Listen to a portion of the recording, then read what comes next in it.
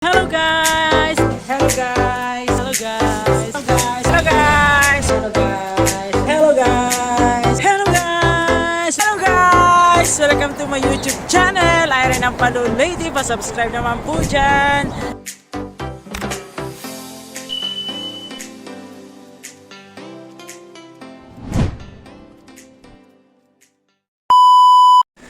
Welcome to my channel guys. For today's video, maggagawa po ako ng tilapia na may gata.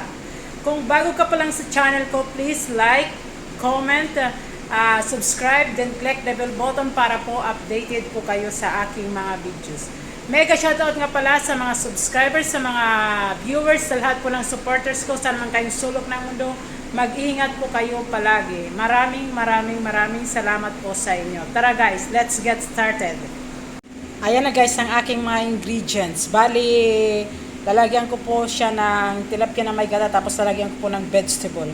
Mayroon pa ako dito ng kamote tops, kumbaga talbos ng kamote. Mayroon po dito akong malunggay at ang aking can na coconut milk. At ayan po ang aking panggisa.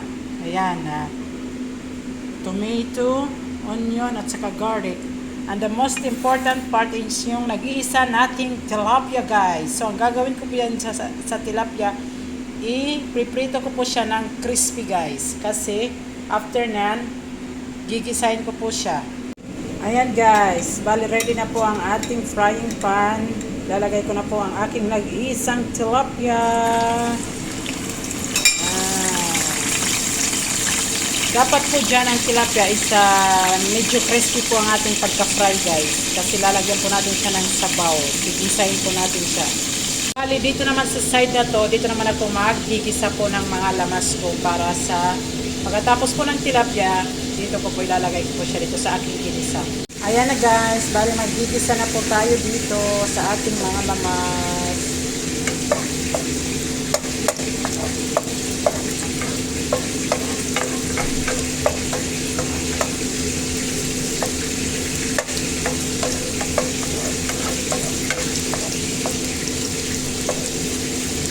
Lagay na po natin ang ating onion. Kabundok na onion guys.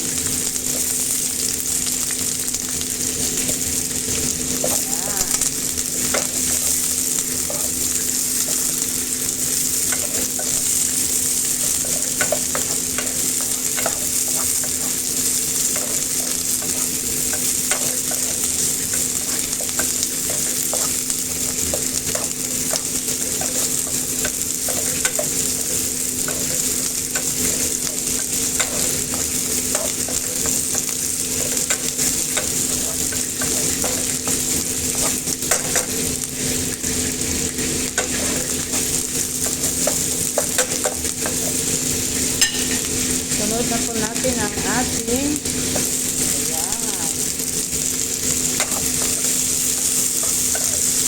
tomato.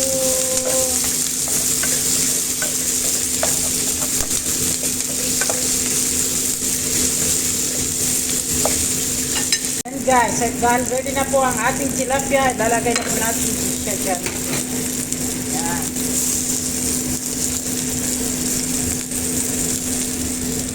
Tapos, syempre, ang maghihintay po natin coconut milk. Ayan, guys.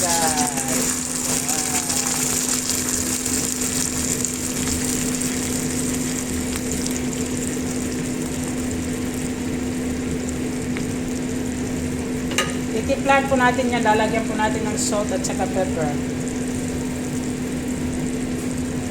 Guys, kumukulo na po siya. Lalagyan ko po ng green chili. Ayan. Bali, nag-add na po ako yan ng salt at saka pepper. Depende po yan sa kanyang paglasa kung ano ang gusto nyo. Ayan.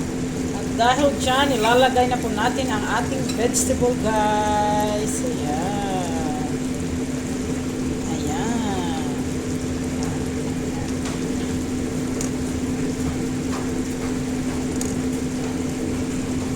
Ilagay na po natin siya para sa iyo to. Ito ang kakain nito kasi parang Sabaw lang yung atin. Kaya, hindi ko na po guys pinutol yung mga yung mga sa leaves ng root crops kasi okay naman siya. Yung kamote tops pala, hindi root. Pasensya na guys, confused. At saka syempre ang ating malunggay. Ayan na, gabundok na malunggay guys. Ayan, natabunan na po ang ating tilapia.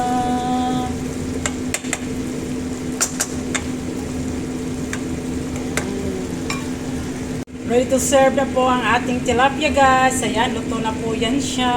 Ayan, my own version of tilapia with gata. Ayan guys. Happy lunchtime everyone! Mabuhay po ang mga OFW! My version of tilapia with gata. Ayan guys.